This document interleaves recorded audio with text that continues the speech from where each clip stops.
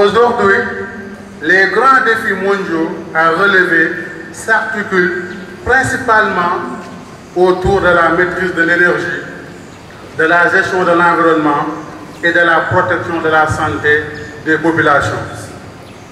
De plus, la prise de conscience des effets néfastes du réchauffement climatique sur la santé des populations a impulsé une dynamique internationale de recherche et d'exploitation de toutes les technologies actuelles en vue de protéger les populations des problèmes liés aux maladies telles que les cancers, les malformations, les mutations résultant des modifications des séquences de la molécule d'ADN et tant d'autres problèmes, tous le plus souvent induits par l'exposition dans le temps de l'organisme aux rayons ionisants, en particulier les rayonnements gamma et X.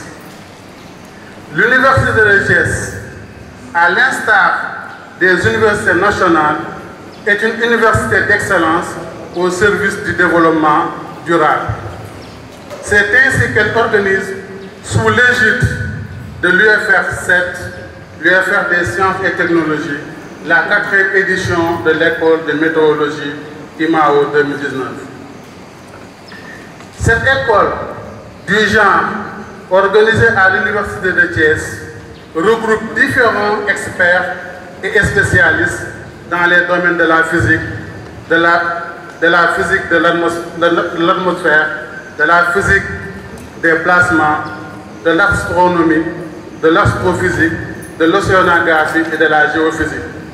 Cette école permettra aux différents participants de comprendre les processus physiques, solaires et leur action sur l'environnement terrestre proche, magnétosphère, ionosphère et atmosphère.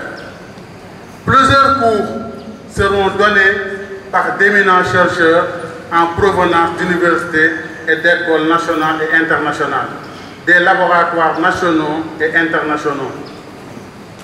Pour terminer, l'UFR 7, par ma voix, adresse ses vifs remerciements à Madame le recteur de l'Université de Thiès, au comité d'organisation international et local, et particulièrement au président du comité d'organisation locale, M. le docteur Idrissa Gueye, qui va revenir en détail sur les objectifs et les résultats attendus. L'UFR 7 aussi remercie par ma voix le vice-directeur de l'UFR 7, le professeur Mohamed Cham, qui a présidé le comité d'organisation locale, et l'ensemble du personnel enseignant et partie de l'UFR 7 pour leur implication pour la bonne marche de cet événement. L'UFR 7 adresse de même ses remerciements à l'endroit de tous nos partenaires nationaux et internationaux pour leur importante contribution. Je remercie à mon nom propre Madame le recteur de l'Université de Thiès pour tout son soutien au double plan de la logistique, de la communication et du transport. Enfin, j'exprime toute ma gratitude aux membres du comité d'organisation de l'école. Je réitère mes chaleureux remerciements à l'ensemble des participants de la présente école et souhaite plein succès à vos travaux. Je vous remercie de votre aimable attention. Monsieur le directeur général de la recherche, représentant le ministre de l'Enseignement supérieur de la Recherche et de l'Innovation, Madame le recteur de l'Université de Thiès, Monsieur le directeur de l'École polytechnique de Thiès, Madame la présidente du comité d'organisation internationale, Messieurs les recteurs, distingués invités en vos titres et rangs respectifs, Mesdames, Messieurs, chers étudiants, permettez-moi avant tout propos de rendre grâce à Dieu qui nous permet de nous réunir ce matin dans cette salle de l'École polytechnique de Thiès. C'est une immense joie que nous éprouvons en vous accueillant à l'Université de Thiès où nous vous souhaitons la bienvenue. L'Université de Thiès qui est une jeune université, mais qui se veut une université d'excellence. Aux âmes bien nées, la valeur n'attend point le nombre des années, disait le valeureux Rodrigue. Notre devise le souligne bien. l'humilité mon choix, l'excellence ma voie. L'école IMAO pour Izui Maghreb Afrique de l'Ouest a choisi cette année le Sénégal et plus précisément la ville de Thiès pour abriter la 4e édition de son école avec comme thème la météo de l'espace, application GNSS et EGNOS, ce qui est ressenti comme un honneur et une grande fierté par notre université. C'est pourquoi je voudrais, au nom du comité d'organisation et en mon nom propre, vous remercier et aussi remercier cette éminente assemblée pour avoir accepté de participer à cette cérémonie d'ouverture, marque d'intérêt et d'engagement à nos côtés. Cette activité est pilotée par l'UFR des sciences et technologies de l'Université de Thiès avec l'appui de plusieurs partenaires. Je veux citer le Centre régional africain des sciences et technologies de l'espace en langue française, CRASTELEF, représenté par son directeur, le professeur Anas Emran. Le groupe international de recherche en géophysique Europe-Afrique, GIRGEA, représenté par la présidente du comité d'organisation internationale, Madame le professeur Christine Mazoudier. Le groupe international de recherche en énergie renouvelable, représenté par le professeur Grégoire Sissoko de l'UCAD, le laboratoire des travaux pratiques à distance de l'Université de Thiès, l'APTPAD, représenté par le professeur Mohamed Nsek, avec le soutien de l'International Space Weather Initiative, ISUI et les Nations Unies, et sous le haut patronage du ministre de l'Enseignement supérieur, de la Recherche et de l'Innovation, le docteur Cheikh Oumar Anne. Nous vous témoignons notre reconnaissance et notre profonde gratitude pour cet accompagnement multiforme. Cette école en langue française de 10 jours s'adresse aux chercheurs et enseignants-chercheurs du Maghreb et de l'Afrique de l'Ouest. Les cours seront assurés par 19 professeurs, dont 14 étrangers et 5 sénégalais. Et pour auditeurs, ils sont au nombre de 40, dont 20 étrangers et 20 sénégalais, représentant les différentes universités du Sénégal. Je voudrais également saisir cette opportunité pour dire merci à nos donateurs qui ont subventionné cette activité. Je veux citer l'Agence universitaire franco de la francophonie, l'AUF, les programmes scientifiques PNST, SCOSTEP, ISUI, ESTER, les organisations internationales, ICTP, CRASTELEF, le Centre d'excellence africain en mathématiques, informatique, éthique, le CAMITIC, le Centre de documentation et d'information de Thiès, le CDI Nouroté-Wouté, le Joint Programme Office, EGNOS Afrique, la PME Omega Technologies. Et bien entendu, Monsieur le ministre de l'Enseignement supérieur, de la Recherche et de l'Innovation et ses collaborateurs, Madame le recteur, professeur Ramatoulaye Diagne Beng, qui a apporté tous les moyens logistiques et financiers nécessaires pour le bon déroulement de cette école. Le directeur de l'UFR 7 pour son soutien constant. L'ensemble des directeurs des différents établissements de l'Université de Thiès, le recteur de l'Université Alioune Diop de Bombay, le secrétaire exécutif de l'ANAQ-SUP, le recteur de l'Université Gaston Berger de Saint-Louis, le directeur de l'Institut supérieur d'enseignement professionnel ISEP de Thiès, le directeur de l'École polytechnique de Thiès. Nous avons vraiment senti toute la solidarité universitaire autour de ce projet. Enfin, j'adresse mes remerciements à mon vice-directeur, le professeur Mohamed Thiam, qui a eu à présider toutes nos réunions, et tous mes collaborateurs, pairs et pattes, et à l'ensemble des membres du comité d'organisation qui ont fait preuve de sacrifices énormes pour la réussite de cet événement. Mesdames et messieurs, nous avons tenu malgré tout à réussir notre pari. La faiblesse des moyens n'a pu ébranler notre détermination et par la même occasion, nous lançons un appel international à soutenir cette initiative qui vise la promotion de la météorologie de l'espace, qui peut aider à solutionner les problèmes environnementaux qui menacent très dangereusement notre planète. Mesdames et messieurs, distingués invités, je ne saurais terminer sans souhaiter un excellent séjour à nos hôtes du pays, au pays de la Teranga et dans le Cayor de la Dior Ngoné Latyr Diop. Je vous dis Dalen ak Jam. Mesdames et messieurs, honorables invités, je vous remercie. Représentant le ministre de l'Enseignement supérieur et de la Recherche et de l'Innovation, Madame et Messieurs les recteurs d'université, Université de Thiès et Université directeur de l'école polytechnique, Monsieur le Président du comité IMAO, Mesdames et Messieurs les intervenants, Messieurs les directeurs d'établissement d'Université de Thiès, je sais qu'il y a aussi le directeur d'EGNOS, donc ça c'est très important pour nous, et l'agence régionale, Messieurs les directeurs des différents secteurs et aussi tous les enseignants, tous les chercheurs et tous les étudiants présents. Alors, le GIRGEA a pris naissance dans le cadre d'un programme des Nations Unies qui s'appelait pour développer les sciences de l'espace dans tous les pays. Donc, on a commencé par une première expérience en 91 qui s'est déroulée principalement en Côte d'Ivoire. Et à partir de 95, on a créé un laboratoire qu'on appelle un laboratoire sans frontières.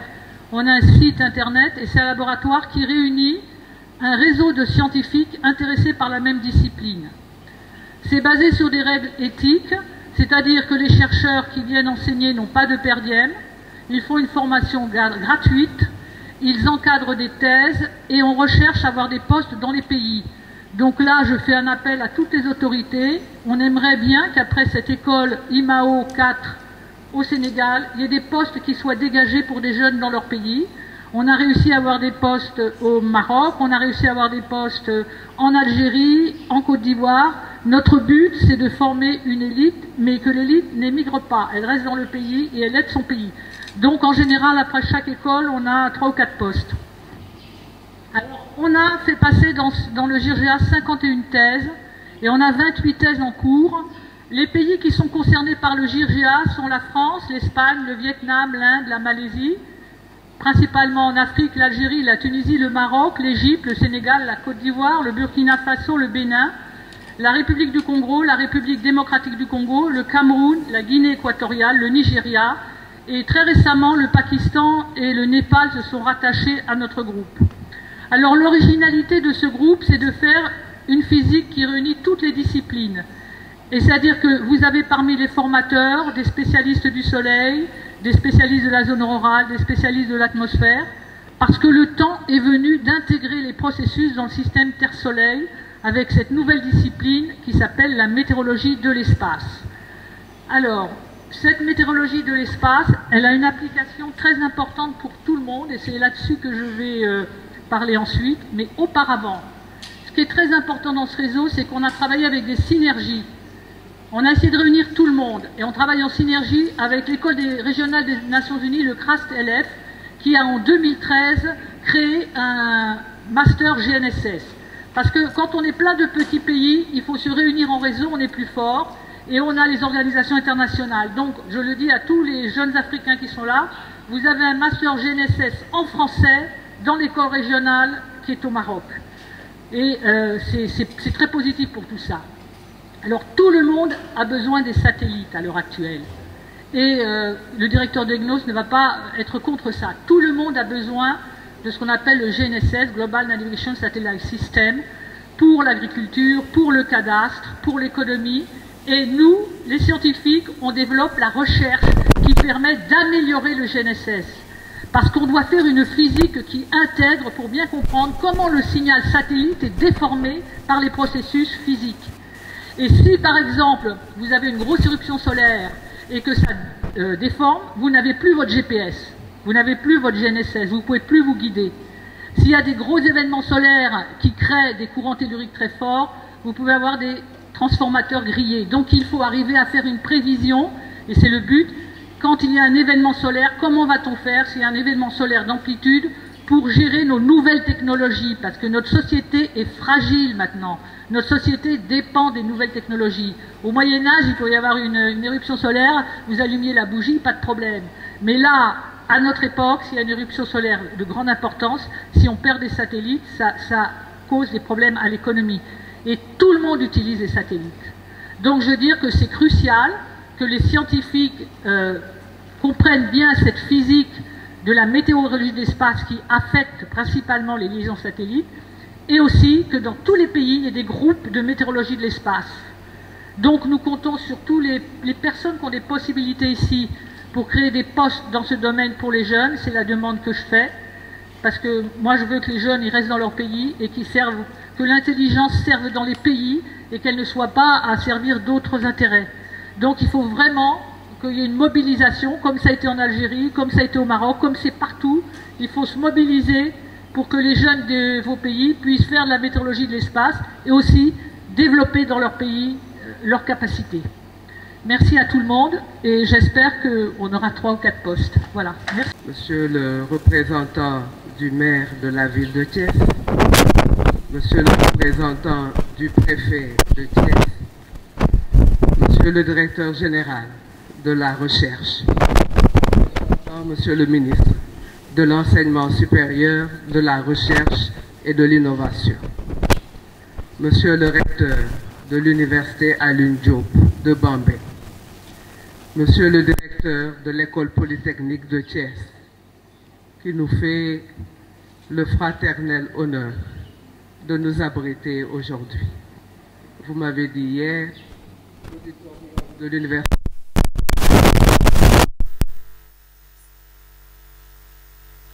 Je vous remercie, monsieur le directeur. Monsieur le directeur de l'innovation au ministère de l'Enseignement supérieur, de la Recherche et de l'Innovation, professeur Salif Gaye. Monsieur le président du comité local d'organisation, Madame la présidente du comité international d'organisation de l'IMAO, professeur Christine Amaury Mazodier, Monsieur le représentant du directeur de l'Institut supérieur d'enseignement professionnel de Thiès, Mesdames, Messieurs les intervenants, Messieurs les vice-recteurs, professeur Cherna Silla, professeur Mapa Tengaï, vice-recteur de l'Université de Thiès, Monsieur le directeur du Joint Programme Office EGNOS Afrique, Monsieur le directeur de l'UFR 7, Messieurs les directeurs d'établissement de l'Université de Thiès, Madame la directrice de l'école doctorale de l'Université de Thiès, Messieurs les vice-directeurs et chefs de département de l'Université de Thiès, Madame la directrice de la communication de l'Université de Thiès, Monsieur le professeur Bokarba, coordonnateur du Sud-Est, Monsieur l'inspecteur d'académie de Thiès, Monsieur le directeur de l'Agence régionale pour le développement, Madame la responsable administrative de l'incubateur de l'Université de Thiès, Madame le conseiller du recteur de l'Université de Thiès, Monsieur le directeur de la zone 2 de la Banque de l'Habitat du Sénégal, Mesdames, Messieurs, le personnel d'enseignement et de recherche de l'École polytechnique de Thiès et de l'Université de Thiès, Mesdames, Messieurs, le personnel administratif, technique et de service de l'École polytechnique de Thiès et de l'Université de Thiès, Mesdames, Messieurs les membres de l'Association des parents d'élèves et d'étudiants, chères étudiantes, chers étudiants, Mesdames, Messieurs, honorables invités, en vos titres, grades et qualités. Nous parlons d'espace aujourd'hui. Permettez-moi de commencer par vous offrir ces propos célèbres de Pascal, qui, réfléchissant sur l'espace, disait « Le silence éternel de ces espaces infinis m'effraie ». J'ai l'honneur et le grand plaisir de vous accueillir au nom de l'Université de Thiès et en mon nom propre, à l'ouverture solennelle de la session de formation de l'école IMAO 2019. Vous l'avez rappelé, c'est la 4e session, après l'Algérie, le Maroc et la Côte d'Ivoire. Cette 4e session est aussi la première au Sénégal et l'Université de Thiès est heureuse de partager l'honneur de l'abriter avec l'école polytechnique de Thiès qui nous accueille aujourd'hui. Je voudrais remercier et féliciter le directeur de l'UFR 7 et son équipe. Je voudrais remercier également le comité d'honneur, le comité scientifique, le comité d'organisation, qui ont travaillé d'arrache-pied depuis le mois de mars 2018 pour la réussite de cette formation. Nous remercions les enseignants qui vont animer ce cours et qui ne ménageront aucun effort pour la réussite scientifique de cette rencontre.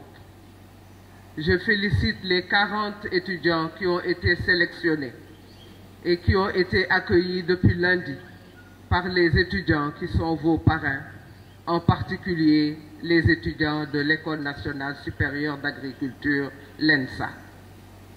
Le programme de votre école est un programme ambitieux, en harmonie avec l'orientation de notre université, qui se veut une université orientée vers les STEM, dans un esprit d'ouverture pour le rayonnement de la science et de la technologie. Pendant cette formation, vous allez faire parler l'espace.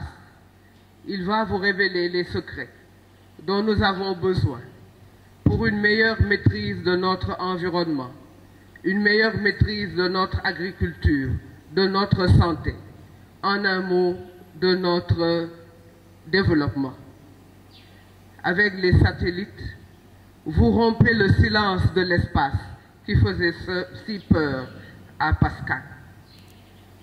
Car l'espace et le temps sont les deux défis majeurs qui forcent l'homme chaque jour à s'interroger sur lui-même, sur le sens de sa présence au monde, lui si infiniment petit, face à l'espace infini et au temps infini.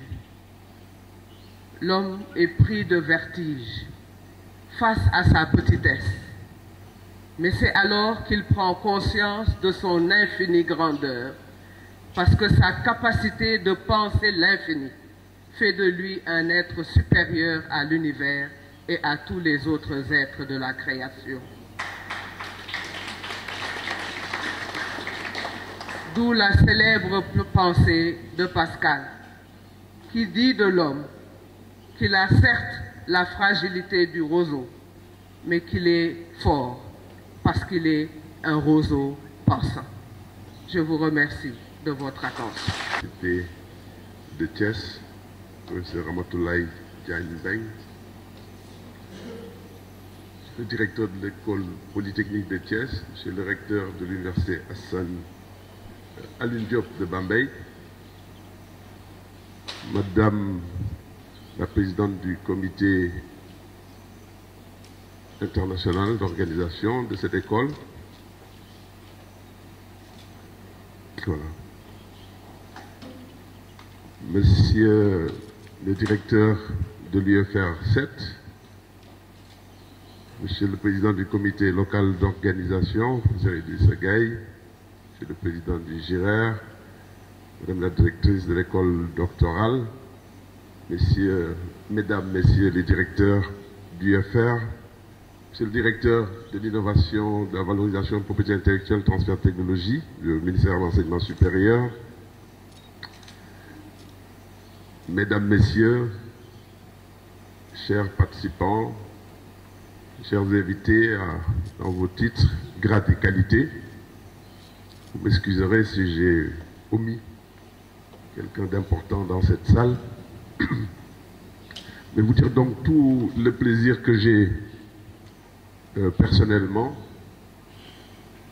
de représenter chez le ministre de l'Enseignement supérieur, de la Recherche et de l'Innovation à l'ouverture de cette 4e édition de l'école de météorologie de l'espace. Édition 2019, donc qui a lieu ici à Thiès, accueillie par l'université de Thiès et dont la cérémonie d'ouverture est organisée aujourd'hui à l'école polytechnique de Thiès. Donc ces symboles que je viens de rappeler sont particulièrement importants et je dois dire d'ailleurs que je me réjouis pour cela. Je me réjouis d'être là aujourd'hui pour cela. Je me réjouis aussi du thème de cette école, mais également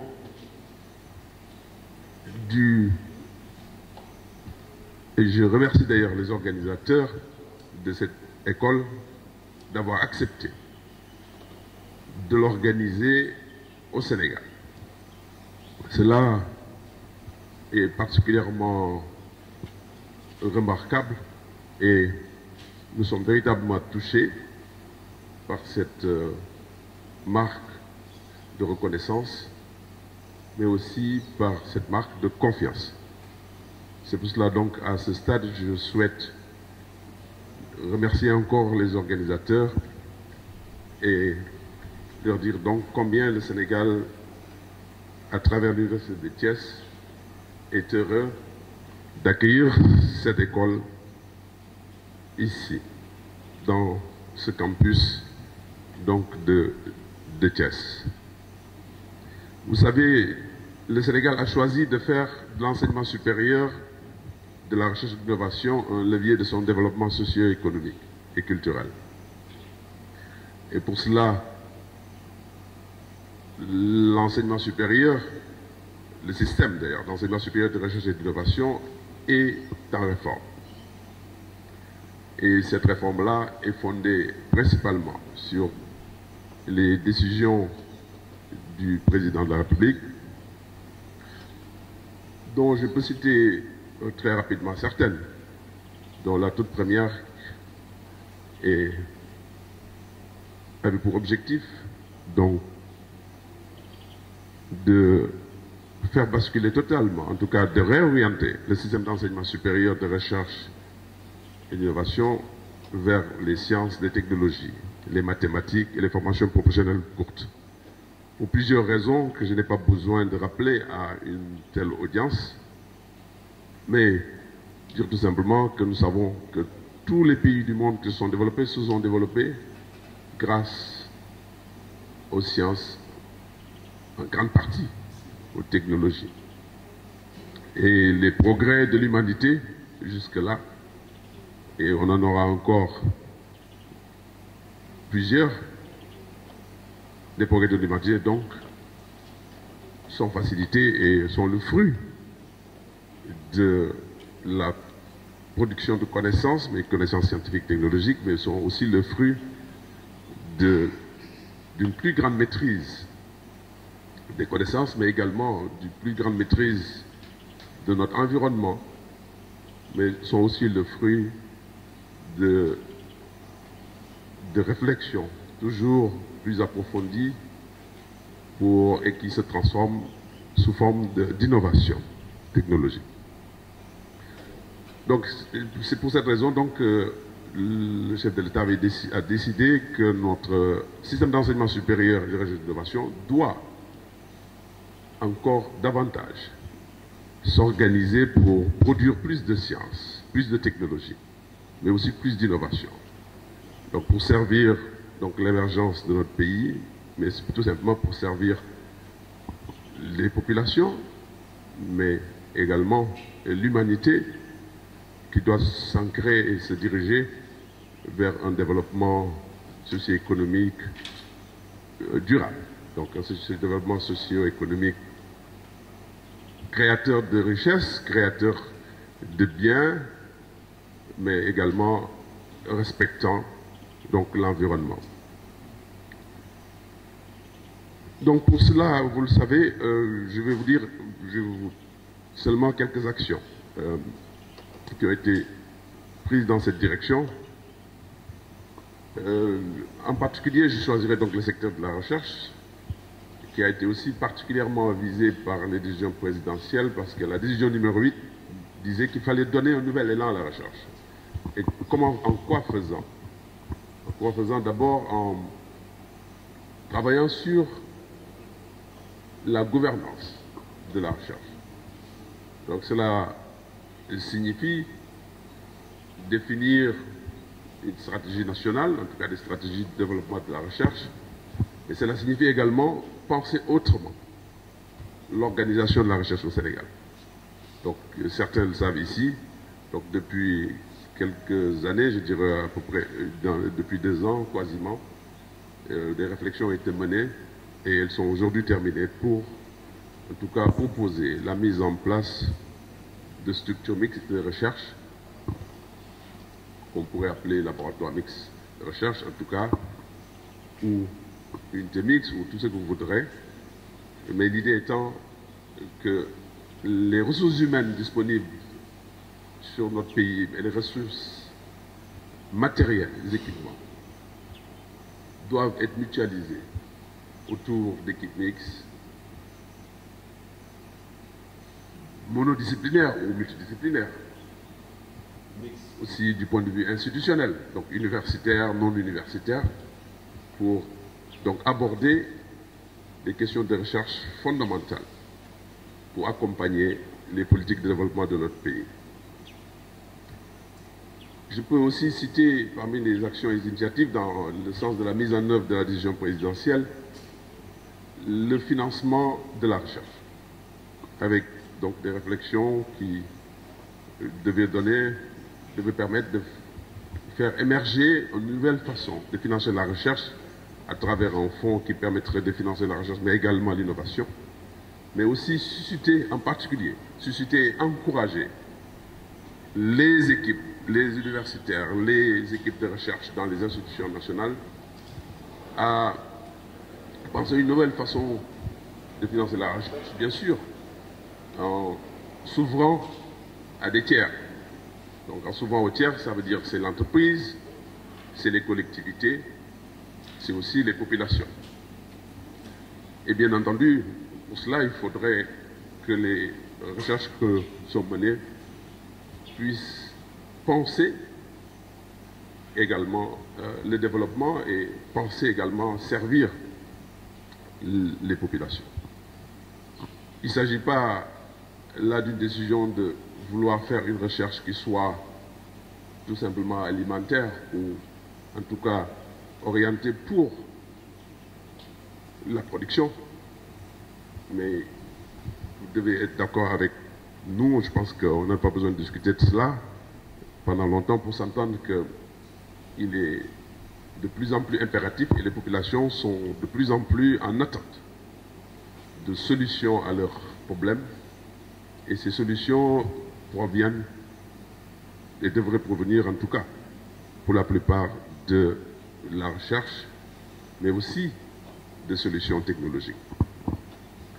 Donc je peux citer également des stratégies de réflexion sur l'innovation, mais là aussi la promotion de la culture scientifique, parce qu'une société dans laquelle la science et la culture de science est ancrée, certainement a plus de perspectives d'avenir et certainement a aussi plus de conscience à protéger son environnement, parce qu'elle est tout simplement plus avertie.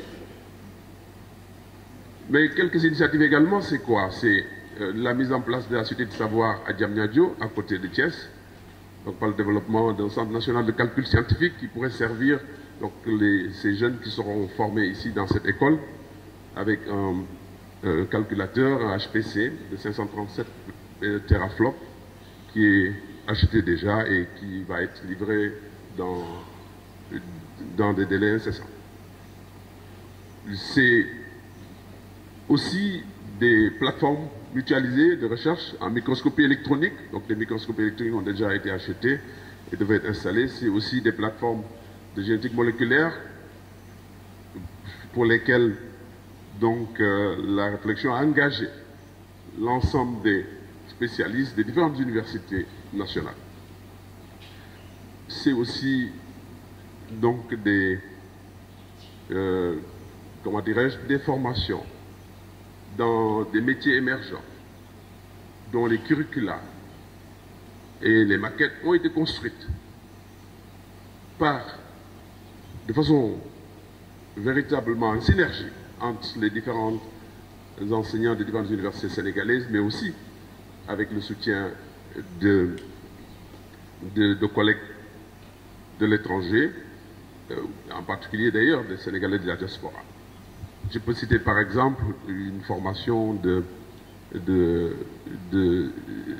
systèmes d'information géographique, télédétection, sciences et techniques spatiales qui vous intéressent particulièrement ici et dont d'ailleurs des formations de licence et de master ont déjà été bouclées. Donc l'idée, c'est véritablement de lancer une dizaine de formations dans des domaines émergents et importants pour le Sénégal, pour lesquels nous n'avons pas les masses critiques dans les différentes universités, et donc les lancer grâce à cette mise en commun des capacités humaines qui se trouvent partout, mais aussi cette mise en commun des ressources matérielles et financières que le ministère mettra en charge, prendra en charge. Donc certaines ont déjà trouvé le financement dans le cadre du projet avec le Centre national de calcul scientifique et vont démarrer incessamment. Pour les autres, nous devons ensemble, avec les recteurs, avec les collègues qui ont participé, trouver des voies et moyens pour implémenter. Donc pour répondre à notre collègue Christine, je commence à oublier le nom, je la connaissais depuis quelques années, Christine. Mais donc pour répondre, oui, nous sommes sur cette trajectoire, votre appel est entendu et l'objectif véritablement, c'est encore une fois de plus, former encore, former au mieux sur des thématiques qui intéressent le Sénégal, qui intéressent l'humanité et donc pour un progrès durable. Donc je voudrais dire pour d'ailleurs terminer que je suis particulièrement heureux encore une fois de plus d'être ici avec vous. Donc pour la thématique qui est abordée, donc il s'agit véritablement de promouvoir la physique spatiale, la météorologie spatiale, la vulgariser, la mieux faire connaître. Aujourd'hui nous avons les médias sur place, faire connaître de l'opinion sénégalaise. Mais bien sûr, et certainement le plus important, former des jeunes sénégalais, des masters, des doctorants, et africains aussi, pour leur permettre donc, bien entendu, grâce au soutien et à l'accompagnement de tous ceux qui sont dans cette salle, pourront donc trouver une niche et arriver à développer cette thématique importante, très importante devrais-je dire, pour donc tout simplement la connaissance de notre environnement, de notre univers, mais importante pour les technologies, en particulier la localisation par satellite, mais aussi très importante pour tout simplement le besoin qu'on a tous en commun, en tant qu'humanité, à protéger certainement notre espace, mais aussi protéger notre environnement pour la préserver certainement des risques qu'elle court aujourd'hui, dont on ne peut ne pas citer aujourd'hui le changement climatique. Donc on sait tous, d'ailleurs, bien entendu, l'activité, mais elle est naturelle, celle-là, qui exerce le soleil sur notre environnement, pour ne parler que celui-là. Mais, comment dirais-je, le changement climatique, hélas, ce n'est pas seulement que ce n'est pas de l'action naturelle, c'est de l'action anthropique, mais bien entendu, l'effet anthropique et l'effet naturel ne peuvent ne pas se superposer, et bien entendu, une meilleure connaissance de la source naturelle, de cette variabilité, bien entendu, c'est une échelle de temps beaucoup plus importante, et tout simplement, en tout cas, nous permet d'envisager une meilleure prédictibilité de notre climat, du climat de la Terre. Encore une fois de plus, félicitations aux organisateurs, félicitations à Idrissa, Christine, tous les autres qui sont dans la pièce, dans la salle. Félicitations également à l'Université de Thiès d'avoir fait ce qu'elle fait depuis un bon moment. Et donc, en particulier, vous me permettrez de féliciter encore Madame la recteure de l'Université de Thiès, au nom du ministre de l'Enseignement supérieur, de la Recherche et de l'Innovation. Chaque fois que je viens représenter le ministre ici, ou bien quand le ministre lui-même se déplace pour des activités scientifiques, nous la voyons toujours aussi déterminée et proche de ses collègues et de ses collaborateurs. Et en particulier pour des manifestations scientifiques, on n'en a pas tous les jours. Et donc c'est l'occasion d'encourager tous les collègues, ça c'est à mon titre directeur général de la recherche, d'innovation, à encore en faire, organiser. Et les collègues qui sont invités aussi, ne vous en faites pas, le Sénégal est ouvert, le Sénégal vous invite à venir encore davantage, organiser des manifestations scientifiques, des écoles d'été. Nos universités, en particulier l'Université de Thiès, a besoin de cette animation scientifique pour faire tout simplement le métier. Donc le métier des universités, et le rôle, si je dois dire, la raison d'être des universités, c'est bien entendu produire de la connaissance, c'est bien sûr de la transférer à la société, de la transférer à des jeunes générations. Mais c'est aussi pouvoir conseiller les politiques, pouvoir les aider à pouvoir prendre en charge le mieux que possible les destinées de nos États. Donc félicitations encore à vous tous et merci d'être venus de très loin. Ça, ce sont les enseignants, les formateurs de l'école d'été. Et vous dire encore merci au nom du ministre de l'Enseignement supérieur, de la Recherche et de l'Innovation. Merci également en mon nom personnel pour véritablement la disponibilité. Et donc je déclare ouvert donc, cette école d'été sur la météorologie spatiale au nom du ministre de l'Enseignement supérieur, de la Recherche et de l'Innovation. Merci de votre attention.